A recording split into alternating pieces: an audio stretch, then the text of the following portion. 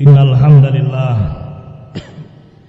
nahmaduhu wa nasta'inuhu wa nastaghfiruh wa na'udzu billahi min shururi anfusina wa min sayyiati a'malina may yahdihillahu fala mudilla lahu wa may yudlil fala hadiyalah.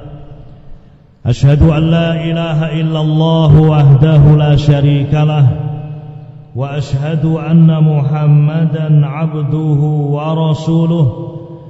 Ya ayyuhalladzina amanu taqullaha haqqa tuqatih wa la tamutunna illa wa antum muslimun. Ya ayyuhan nasu taqu rabbakumul ladzi khalaqakum min nafsin wahidah wa khalaqa minha zawjaha وبث منهما رجالا كثيرا ونساء واتقوا الله الذي تساءلون به والأرحام إن الله كان عليكم رقيبا.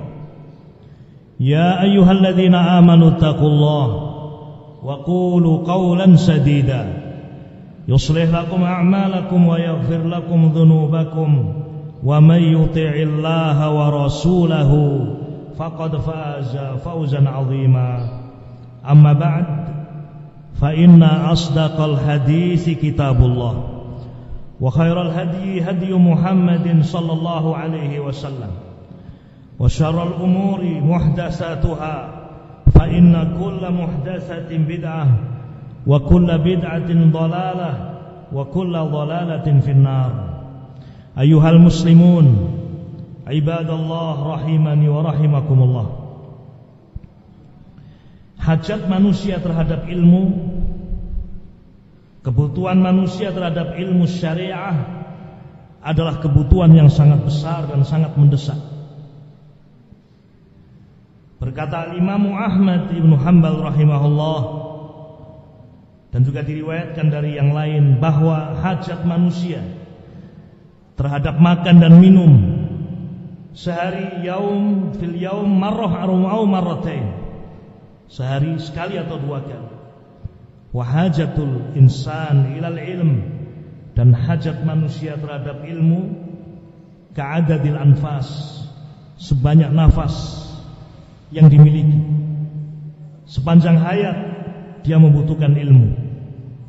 Oleh karena itu diriwayatkan dari beberapa a'immah, seperti diriwayatkan dari Abdullah ibn Mubarak, Imam Abdullah ibn Mubarak al-Marwazi.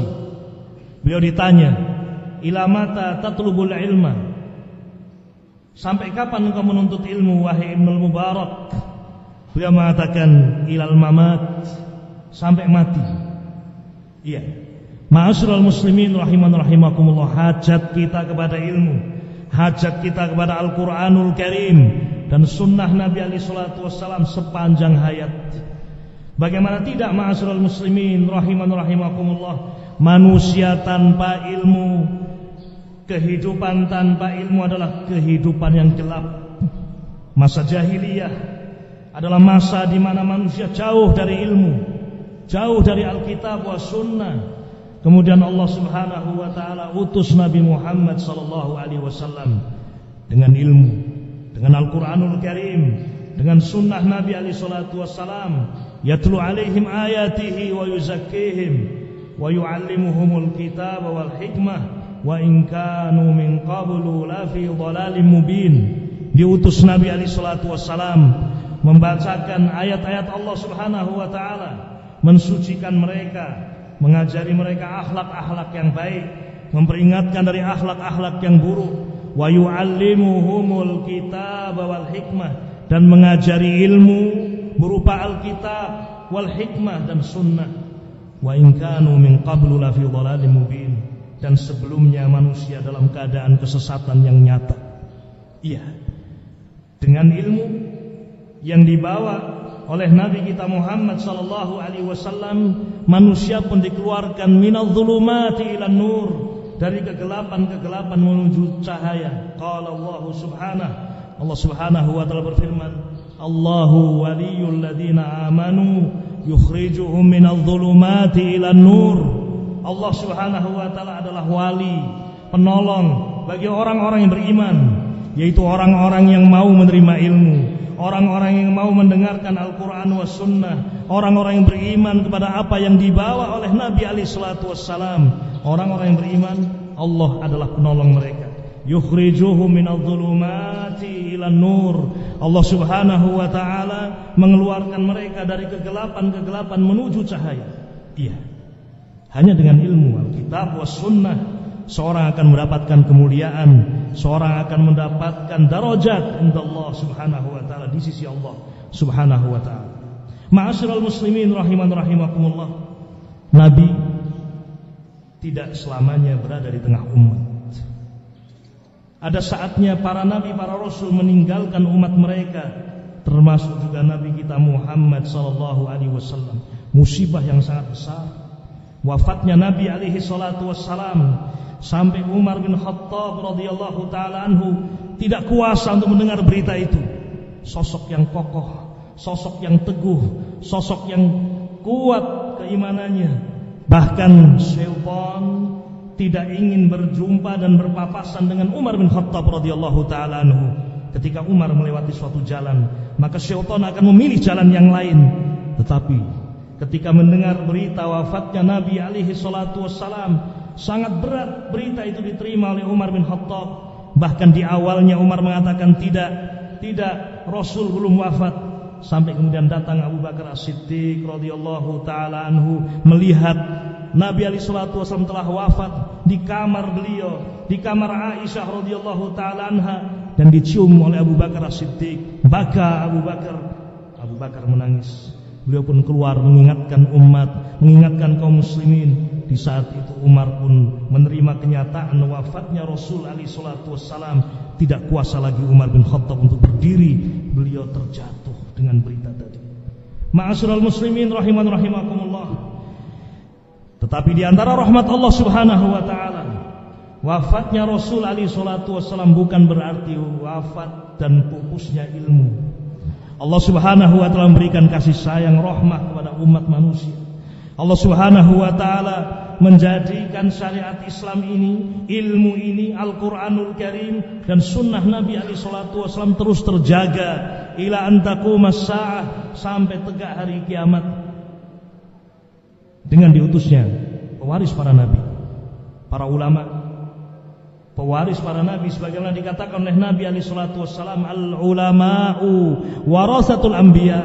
Para ulama adalah pewaris para nabi, bukan pewaris emas dan perak, bukan pewaris dunia. Tapi kata Nabi alaihi salatu wasallam, wal anbiya lam yuwarrisu dinaron wala dirhama. Para nabi, para rasul tidak mewariskan emas, tidak pula mewariskan perak. Innama warrasul ilma, tetapi yang mereka wariskan adalah ilmu. Faman akhadahu faqad akhadha bihadhin wafir. Maka siapa yang berusaha mengumpulkannya, mempelajarinya, dia telah mengambil sesuatu yang sangat besar. Rasul alaihi salatu wasallam wafat. Para sahabat Nabi ridwanullah alaihim ajmain adalah pewaris ilmu Nabi alaihi salatu wassalam. Mereka menjadi yang terdepan di dalam mengajarkan ilmu, mengajarkan Al-Qur'anul Karim dan sunnah Nabi alaihi salatu wassalam.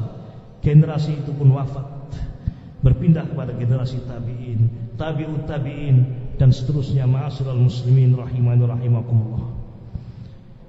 Ini di antara kasih sayang Allah Subhanahu wa taala. Dengan dijaganya ilmu, dengan dijaganya Al-Qur'anul Karim dan sunnah Nabi alaihi salatu wasallam ila antaqumas saah. Tinggal bagaimana kita sebagai umat Nabi alaihi salatu wasallam di dalam mensikapi sosok alim, sosok ulama yang ada di hadapan kita. Bagaimana sikap kita terhadap warisan Nabi alaihi salatu wassalam? Apakah kita berpaling dari Al-Qur'anul Karim dan sunnah Nabi alaihi salatu wassalam wal iyadu billah? Ataukah kemudian kita muqbilun, kita bersemangat untuk mengumpulkan warisan para nabi dan rasul? Ketahuilah ma'asyiral muslimin rahiman rahimakumullah, ketika ilmu itu ada di hadapan kita, kewajiban kita adalah mempelajarinya, mencintainya, mengamalkannya. Dan ketika masih banyak para ulama, hendaknya kita mengambil manfaat dari ilmu mereka. adalah Ibnu Abbas radhiyallahu taala anhuma. Ketika itu baru saja Rasulullah wafat alaihi salatu wassalam. Ibnu Abbas segera mengambil ilmu dari para ulama besar yang masih hidup, Abu Bakar, Umar, Utsman, Ali dan para sahabat besar yang lainnya. Di masa Ibnu Abbas masih muda ketika itu, Rasulullah wafat, Ibnu Abbas belum lagi mencapai umur balik. Sampai ada sebagian mengatakan kepada Ibnu Abbas, "Wahai Ibnu Abbas, kenapa engkau mencari ilmu? Apakah engkau menyangka manusia butuh kepadamu? Bukankah masih banyak para kibar, para ulama, yakni Abu Bakar, Umar, Utsman?" Kata Ibnu Abbas, "Tidak, saya terus mencari ilmu." Bahkan ma'asyiral muslimin, Ibnu Abbas saking semangatnya di dalam menuntut ilmu, mencari hadis Nabi alaihi salatu wassalam, didatangi sahabat di depan rumahnya. Di depan rumah ternyata sahabat itu sedang istirahat, qailulah. Maka Ibnu Abbas membentangkan kainnya, membentangkan ridanya untuk tidur di depan rumah sahabat tadi. Tertepa angin, tertepa pasir, tertepa debu, sampai keluar sahabat tadi. Kemudian sahabat tadi mengatakan, "Wahai ibnu ammi Rasul alaihi salatu wassalam, kenapa engkau tidak mengutus kepadaku? Aku yang akan datang ke rumahmu." Kata Ibnu Abbas, "Tidak. Ilmu didatangi, ilmu dicari." Dan ternyata ma'asyiral muslimin rahimakumullah, di kemudian hari Ibnu Abbas telah mengumpulkan ilmu yang sangat banyak dari para ulama sahabat Nabi ridwanullah alaihim ajmain. Maka beliau pun menjadi habrul ummah. Beliau menjadi ulama umat ini, menjadi habrul ummah, alimu hadil ummah, ulamanya umat ini. Dan beliau termasuk di antara sahabat yang paling banyak meriwayatkan hadis dari Nabi alaihi salatu wassalam. Manusia mengambil manfaat dari Ibnu Abbas radhiyallahu taala anhuma sampai wafatnya beliau di tahun 68 Hijriah. Ma'asyiral muslimin sidang Jumat rahimakumullah. Ketika para ulama ada, ketika guru-guru kita masih ada, ambillah ilmu. Manfaatkan kesempatan untuk kita mengambil ilmu itu, ma'asyiral muslimin. Karena kita tidak mungkin akan hidup kecuali dengan ilmu. Hati kita tidak mungkin akan hidup kecuali Al-Quran wa Sunnah ada dalam jiwa kita. Nabi alaihi salatu wassalam mengingatkan bahwa para ulama suatu saat akan meninggalkan dunia ini. Dan di saat itulah dicabut ilmu. Qala Nabi alaihi salatu wassalam, "Innallaha la yaqbidul ilma intiza'an yantazi'uhu min suduril ibad, walakinallaha yanzi'ul ilma biqabdil ulama, hatta idza lam yabqa 'alimun wa fi riwayah lam yubqi 'aliman ittakhadha an-nasu ru'usan juhala fa aftau bi ghairi ilmin fasu'ilu fa aftau bi ghairi ilmin fadallu wa adallu." Kata Nabi alaihi salatu wassalam, sesungguhnya Allah subhanahu wa ta'ala akan mencabut ilmu. Dan ilmu itu dicabut oleh Allah subhanahu wa ta'ala tidak begitu saja dicabut dari dada-dada manusia. Tetapi Allah subhanahu wa ta'ala mencabut ilmu itu dengan diwafatkannya alim, diwafatkannya seorang ulama. Sehingga ketika di suatu tempat, di suatu negeri tidak ada lagi alim, tidak ada lagi orang yang berilmu, manusia pun menjadikan orang-orang yang jahil menjadi pemuka, menjadikan orang-orang yang jahil menjadi mufti. Manusia bertanya kepada orang-orang jahil ini, meminta fatwa. Dia pun memberikan fatwa tanpa ilmu. Fadallu wa adallu. Maka dia pun sesat dan menyesatkan manusia. Ma'asyiral muslimin rahimakumullah. Wafatnya ulama adalah musibah besar atas kita. Karena yang dikubur bukan hanya jasadnya, tetapi ilmu yang ada padanya. Di saat wafatnya sahabat Zaid bin Thabit, seorang sahabat kibar, penulis wahyu Nabi alaihi salatu wassalam, yang Nabi memujinya, afradukum Zaidun, orang yang paling faham terhadap ilmu faraid adalah Zaid bin Thabit. Ketika diwafatkan Zaid bin Thabit, hadir ketika itu sahabat Anas bin Malik radhiyallahu taala anhu. Anas pun mengatakan, faqad dufinal yaum al-ilmul katsir. Sungguh pada hari ini telah dikuburkan ilmu yang sangat banyak. Karena bukan hanya sosok Zaid bin Thabit yang dimakamkan, yang dikubur, tetapi juga ilmu yang dibawanya. Ma'asyiral muslimin rahimakumullah. Semoga Allah Subhanahu wa ta'ala menjadikan kita semuanya menjadi hamba-hamba Allah yang mencintai ilmu, mencintai ahlul ilmu, dan memanfaatkan kesempatan di saat para ulama, di saat ada orang yang mengajari kita untuk kita mengambil ilmu. Karena sungguh ma'asyiral muslimin, hajat kita kepada ilmu adalah hajat yang sangat besar, dan kita tidak mungkin akan hidup hati kita, hidup kehidupan kita kecuali dengan ilmu. Dengan itu kita akan dikeluarkan minadh dhulumati ilan nur. Aqulu qawli hadza wa astaghfirullah li wa lakum wa lisairil muslimina min kulli dhanb fastaghfiruhu innahu huwal ghafurur rahim.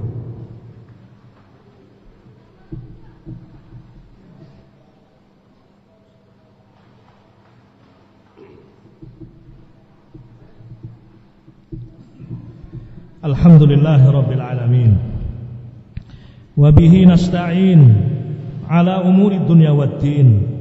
Wassalatu wassalamu ala ashrafil anbiya'i wal mursalin nabiyyina Muhammadin wa ala alihi wa sahbihi ajma'in.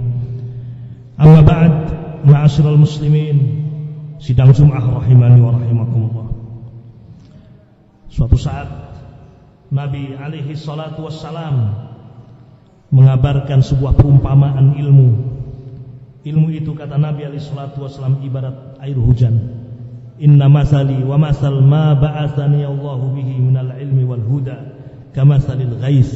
Perumpamaan diriku dan apa yang aku bawa berupa ilmu, petunjuk Al-Quran was sunnah seperti hujan yang sangat lebat. Adapun kita ibarat tanah yang mendapatkan air hujan itu. Kemudian Nabi alaihi salatu wasallam menyebutkan berbagai macam jenis tanah. Ada tanah yang tanah itu subur. Fakana minha, di antara tanah itu ada tanah yang thayyibah, yang demikian subur, demikian baik, sehingga ketika air hujan itu menimpanya, mengenainya, segera diserap, diterima, disambut, dicintai, dipelajari, diamalkan. Maka tanah yang seperti itu pun mengeluarkan tanaman-tanaman, mengeluarkan tumbuhan-tumbuhan, buah-buahan, sehingga dia mengambil manfaat dan manusia pun mengambil manfaat darinya. Ini tanah yang paling baik. Ada tanah yang lain, dia menerima, dia hanya bisa menyimpannya, dia sambut, tetapi memang tidak mengeluarkan tanaman, tidak mengeluarkan buah-buahan. Dia hanya bisa menyimpan air. Tetapi karena dia menerima, karena dia menyambut, maka dia pun memberikan manfaat. Manusia datang mengambil air dari tempat tadi untuk memberikan minum ternaknya, untuk mengairi sawah dan ladangnya. Tetapi yang binasa adalah jenis tanah yang ketiga, tanah yang tandus, gersang, cadas. Ketika air hujan menimpanya, tidak ada satupun air yang disimpan, semuanya disia-siakan, dibuang. Itulah perumpamaan orang yang tidak mau mengangkat kepalanya, memuliakan ilmu, mengambil ilmu. Ma'asyiral muslimin rahimani wa rahimakumullah. Semoga Allah Subhanahu wa ta'ala memberikan kemudahan kepada kita semuanya untuk mempelajari ilmu Al-Quranul Karim dan sunnah Nabi alaihi salatu wasallam dari ahlinya sampai saat dimana mereka meninggalkan dunia ini. Ma'asyiral muslimin rahimani rahimakumullah. Demikian sedikit yang bisa kita sampaikan. Apa yang baik itu taufik minallah subhanahu wa ta'ala. Dan ketika kita dapatkan kesalahan, kita mohon pada Allah untuk kita bisa rujuk dan kembali kepada yang hak. Allahumma salli wa sallim wa barik ala abdika wa nabiyyika Muhammad wa ala alihi wa sahbihi ajma'in. Rabbana hab lana min azwajina wa dhurriyyatina qurrata a'yun waj'alna lil muttaqina imama. Rabbana dhalamna anfusana wa illam taghfir lana wa tarhamna lanakunanna minal khasirin. Rabbana ighfir lana wa li ikhwanina alladhina sabaquna bil iman wa la taj'al fi qulubina ghillan lil ladzina amanu rabbana innaka ra'ufur rahim. Rabbana atina fid dunya hasanah wa fil akhirati hasanah wa qina adzaban nar. Wa sallallahu wasallam ala nabiyyina Muhammad wa ala alihi wa sahbihi ajma'in walhamdulillahi rabbil alamin.